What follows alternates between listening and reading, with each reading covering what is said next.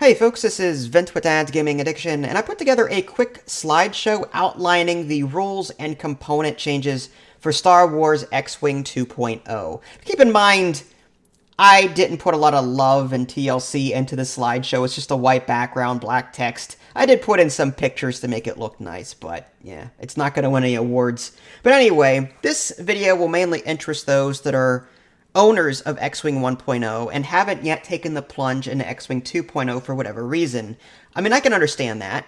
I mean, miniatures in itself is a very expensive hobby, whether it's X-Wing, Warhammer, what have you. So I can understand someone going, well, I've already spent hundreds of dollars, and I've got all these models for my X-Wing 1.0 game and all these cards. You know, why would I want to spend more money all over again on stuff I already have? Understandable. It's completely understandable. So hopefully this video will give you an idea as to what some of these changes are, and that way it might push you toward buying it or away from buying it. Anyway, let's move on. Charge tokens and abilities. I found this to be really interesting, mainly because I had an issue with, like, in X-Wing 1.0, proton torpedoes had a one use, at least in the very beginning. When you had cards like extra munitions adding more shots, yeah, I can understand that, and that made more sense. But in the very beginning of X-Wing 1.0, you used your proton torpedoes and that was it. But in, like, say, the Star Wars video game, like X-Wing versus TIE Fighter, X-Wing Alliance, X-Wings and Y-Wings, they had more than one torpedo shot. They could shoot, I think X-Wings held like 6 torpedoes at a time or something like that. Y-Wings had 8. Anyway, it didn't make any sense for a card to be used once, and that was it. Now you've got charge tokens, which as they are spent are flipped to their spent side. And some of these cards will actually recharge energy during the end phase, as long as there is a little recovery arrow next to the number. And the examples here with R2-D2 and proton torpedoes, there is no up arrow. So whenever you spend these charges, that's it. You can't use the card anymore. But there are some cards that'll let you recover that energy every turn and use these abilities over and over again. Moving on, and I think this is in line with that. Yep, force tokens and abilities. The force tokens work much the same way in the sense that they're two-sided.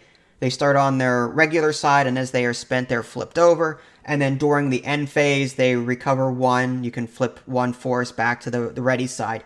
And as far as I can tell, all of the force powers do have that little up recovery arrow next to the number, as shown in the example here.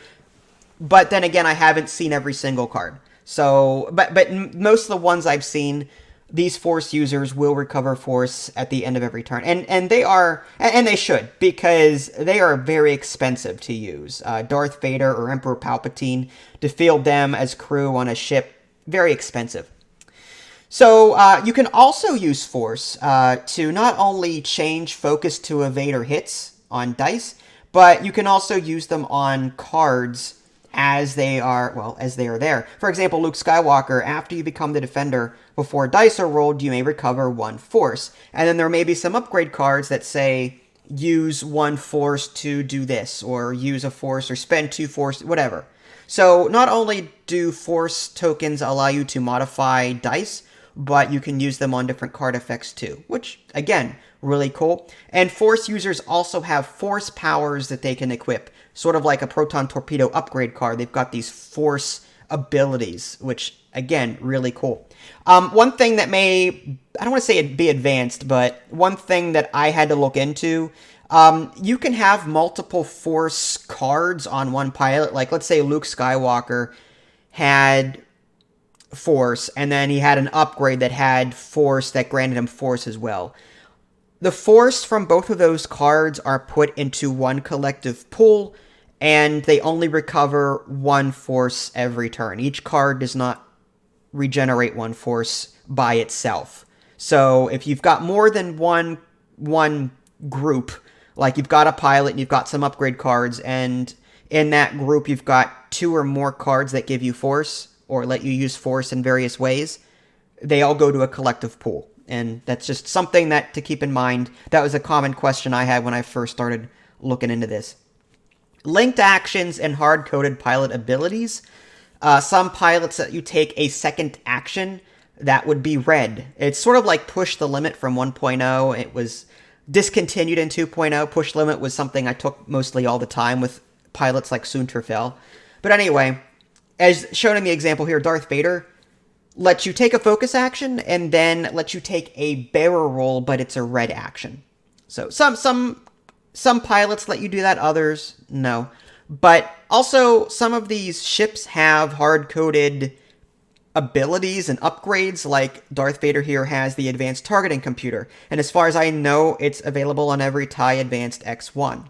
So, the Advanced Targeting Computer says, while you perform a primary attack against the defender you have locked, roll one additional attack die and change one hit result to a crit result. And that's on every TIE Advanced X1 that I've seen. So, it's really cool that these ships now have these inherent abilities, and you don't have to spend them as upgrade points or as squad points to add these upgrade cards to your ships when they already have them to begin with. Moving on, medium ship bases and ion tokens.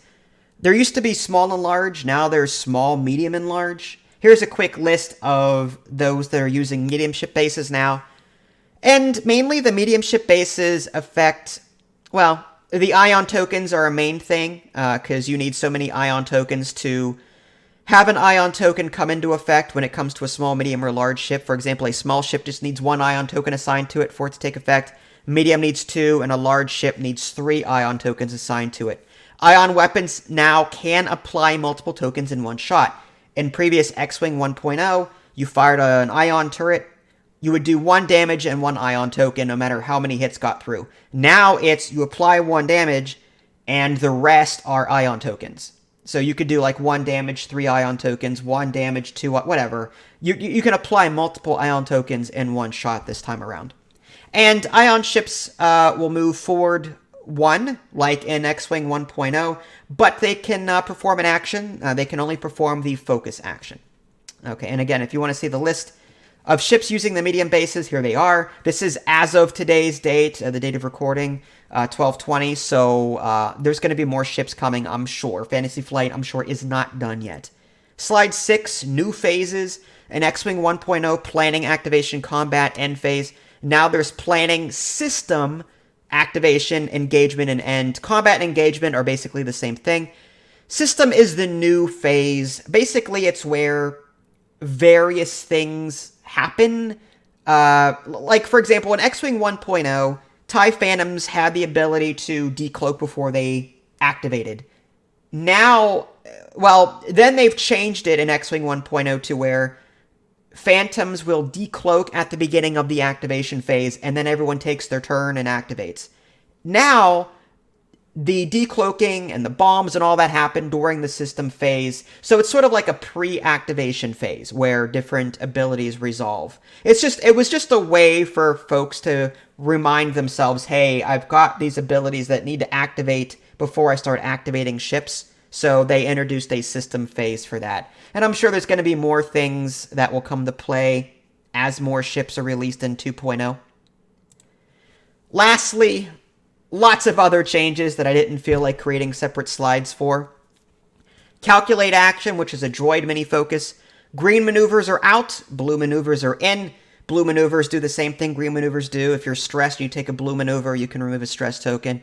Barrel roll is no longer as adjustable as it was. You're limited to like 3 positions on one side and 3 positions on the other side. You just can't slide the base along the maneuver template to try and get the position that you want. You're stuck with dead center or bottom or top on each side. Bullseye arc, by themselves, they don't do anything, but they will activate certain card abilities and effects, like, say, the Predator upgrade. Predator takes effect when someone is in a bullseye arc, so just pay attention to that. Certain cards require the bullseye arc to activate. Some ordnance, like I believe it's rocket. It's a concussion missile upgrade. I think it's proton rockets. I don't remember. It's something rockets. Something rockets. Turrets adopt mobile arc rules, so no longer do Y-wings with a turret shooting 360 degrees all the time. Now they have to adopt mobile target arcs, move these arcs around to the different sides, and shoot out of them. But turrets also now have range bonuses. Before they didn't. Now if you're at range 1, they get an extra attack die, and so on. Evade tokens no longer just automatically add an evade result.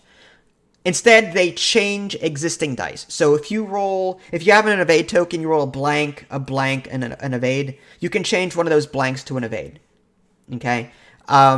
So it's not like you get 4 dice. You only get 3. You have the 3 that you rolled, and you can change one of them to an evade. But if you roll all 3 evades inherently, then you only have 3 evade. That evade token goes to waste. Token shape indicates when removed, like circular ones will be removed at the end of the round. Square ones, there's other rules for square and other ones like stress tokens. Anyway, so just keep that in the back of your mind. New damage deck. Pilot skill used to be 1 to 9, now it's 1 to 6, and it's called initiative now. Bombs blow up obstacles and can do damage to nearby ships, so you can use a seismic charge, for example, to blow up an asteroid, and then anyone within range 1 of that asteroid can take some damage. Ordnance doesn't spend target locks like I was explaining earlier. It spends charges instead. Squad Builder, there's now an app and a website on the Fantasy Flight website. It's okay. It's not bad. You can save squads on there. And that app replaces the upgrade bar on the bottom of these pilot cards. On X-Wing 1.0, there used to be upgrade bars and different symbols that tell you what you can equip to these cards. They don't have that anymore in 2.0. You use the app for that. X-Wings, the S-foils open and close on the model themselves, and they also have a function in the sense that when they're closed, you can use boost ability or the boost action. When they're open, it's a regular X-Wing.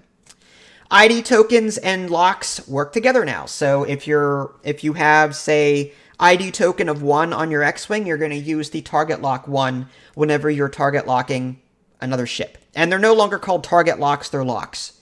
Whatever. Finally, new pilots and abilities, and some are retired. Rest in peace, Tycho Kelchu, which was one of my favorite A-Wings. This A-Wing, this Tycho Kelchu, they can take actions while stressed. That with Push the Limit, very overpowered. But again, Tycho Kelchu, I understand why you had to go, but it's still sad. Anyway, that was a quick rundown of X-Wing 2.0 and some of the changes that you'll see. This is not a complete list, but hopefully it'll give you an idea as to what you're getting into. If you guys haven't already subscribed to me on Twitch and YouTube, that way you can stay up to date with any new content I happen to publish. This is Vince, thanks for watching, and I'll catch you next time.